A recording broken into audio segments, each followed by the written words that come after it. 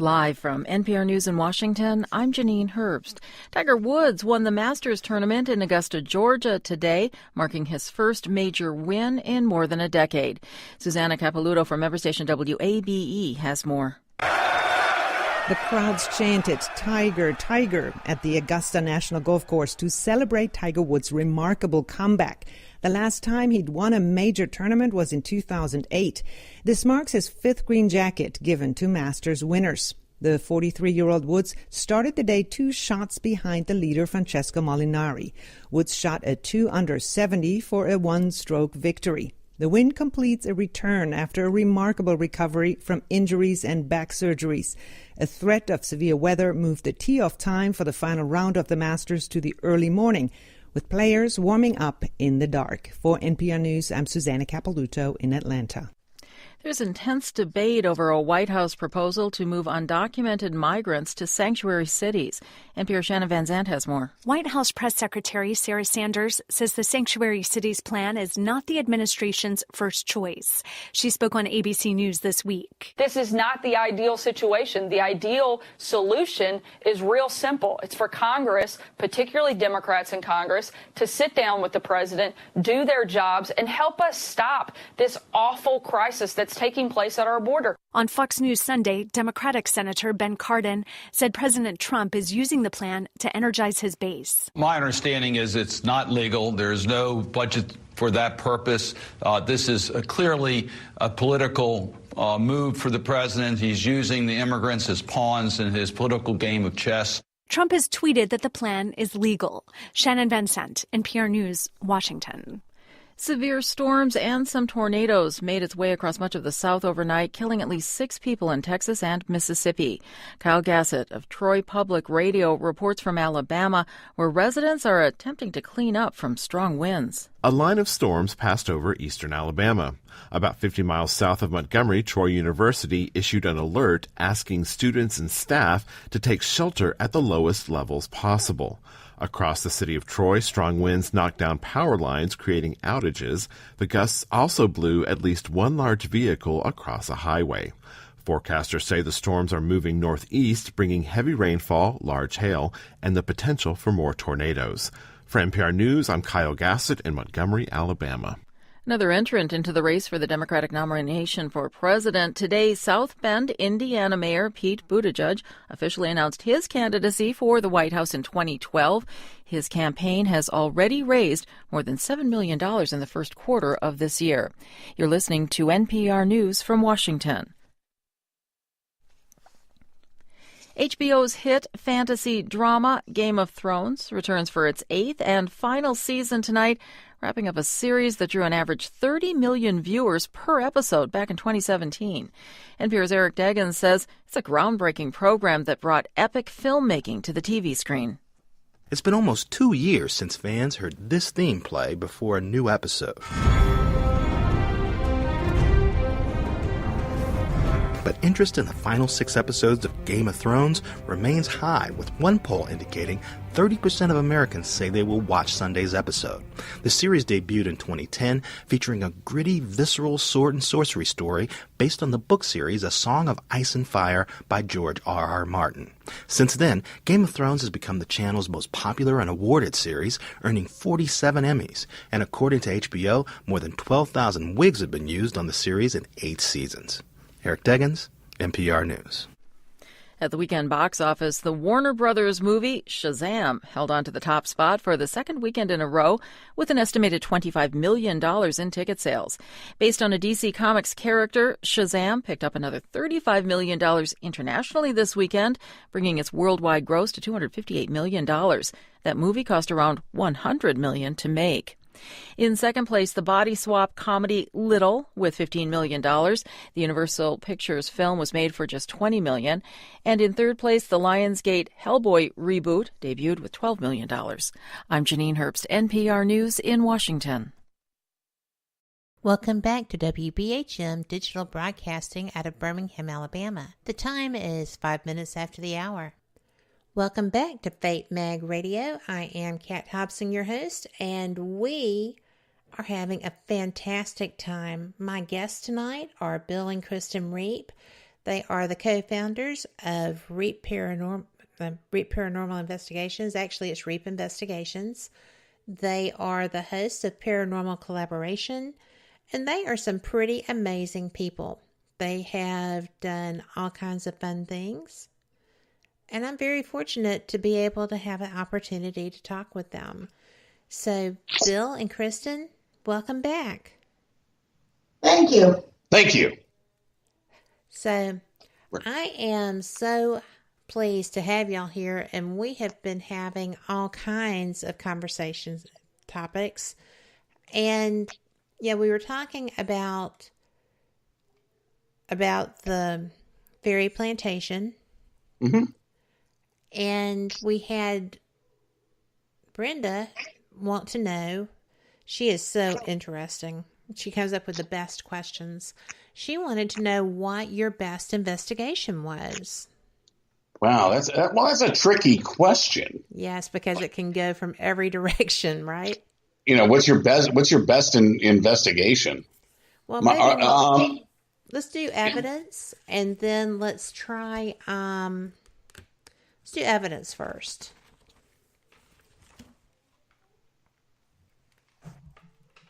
Jerusha, I guess. White Hill. Yeah, we've had so many great. Chris at White Hill Mansion in New Jersey, we were using a dog, that is an EMF detector, trigger object, and she was videotaping and doing an EVP session at the same time with the dog, and we watched this orb change direction in the room, come to the dog, up the table leg to the dog, stroked the dog. The lights went on as it started to go down the tail, the back of the dog. It went off the nose, and the lights and beeping stopped. Yeah. That's so interesting. So, when we investigate, we try to validate things. Which is why it's important to, use your video recorder, not only for EVPs, but to, notes, unless you could, write in the dark, but you don't need to investigate in the dark. You can investigate in the light. Spirit does, spirit is spirit. But that was a phenomenal catch, we, over the years, we've captured some really class A EVPs, which are crystal clear. One that I captured at a Civil War field hospital where there's a Confederate mass grave site there, and very clearly heard there was whistling coming through. You could hear the REM pod going off as the whistling is, and I asked the question, "Where are you from?" And that very clearly got Bama. Really? Yes. That's cool. And that was an awesome piece of EVP evidence that we've gotten. Now, Chris will say that I get a lot of great EVPs. She captures a lot of great photographs and videos. We all have her favorite EVP is though. We were at the Bel Air house, and a lot of times over the spirit box, my name comes through the box. I'll let Chris tell the story. I'll try to move the microphone closer so you could hear her, but she's like, no. Where she was doing an EVP session down there, and it said her name, and I had walked into the room, and the next EVP that they captured was "Who's he?" So she was like, yes. They didn't know who he was. So evidence, depends on where you're at. I captured a photograph at the Longfellow Wayside Inn in Massachusetts, which is the oldest inn in America. And there a photograph in a second-story window, me standing shooting out in a hallway, shooting out over a dormer from the second floor, and in the lower right corner of the picture is very clearly a woman. Really? Yes. She in period dress? Yes, she was. And there's a whole story about the Wayside Inn and Jerusha, and we believe it is Jerusha, and we've been frantically working on this since November, researching and trying to find a photograph of her or painting of her. The only painting that we had seen, which was there, is a painting from her from behind, playing the piano, and the dress and collar match the woman in the glass. We don't know what her face. We don't know what her face looks like, and we're still trying to get that information. What do you think? Let's see. What do you think allows us to get those little moments in time? I think spirit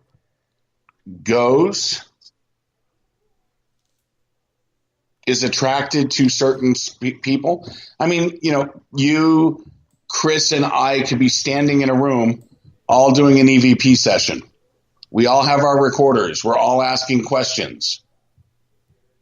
Chris may get an answer. You and I have nothing and hear nothing. And we're all recording at the same time. Why is that?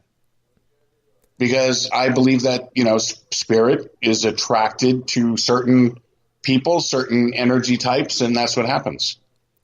I would agree with that, because it's so frustrating, though, when you're standing right there and you do not have the evidence that somebody standing like inches from you got, right? Exactly.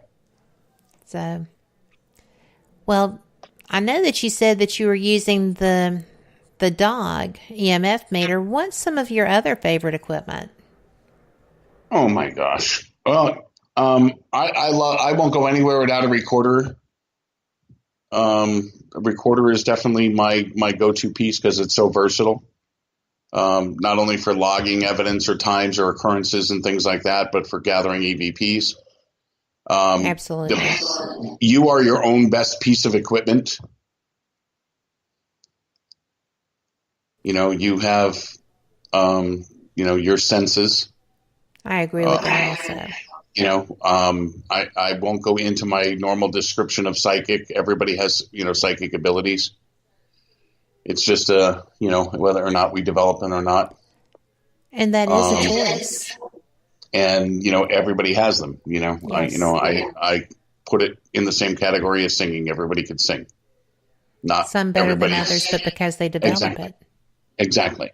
So, that's one aspect of it. And, but I mean, equipment, there's so many different things out there. You really need to try to change things up if you can. Equipment gets expensive. Building equipment gets expensive. We do build. I mean, depends on where we're going. We try different things, we have a feather in a jar. I have a feather suspended on a cotton string in the middle of a mason jar. And we'll do questions and answers with it. Do you use it as a pendulum? Well, similar to a pendulum, but now think about it. There's no way breeze could move it. And I mean, we set it on a table or set it on the floor. And we'll ask questions. Hey, can you move the feather? And once it gets started, having the feather move, bells, talcum powder, matchbox cars, candles, compass, which is the original EMF meter, incense. We have, we do have the SLS cameras, and we have, our night imaging cameras and thermal cameras, and we have dogs that light up and bears that talk, and all these great things that have been developed. Light up digital dowsing rods, and there's so many things you could use. Find something that works for you, that you work with, and it works well.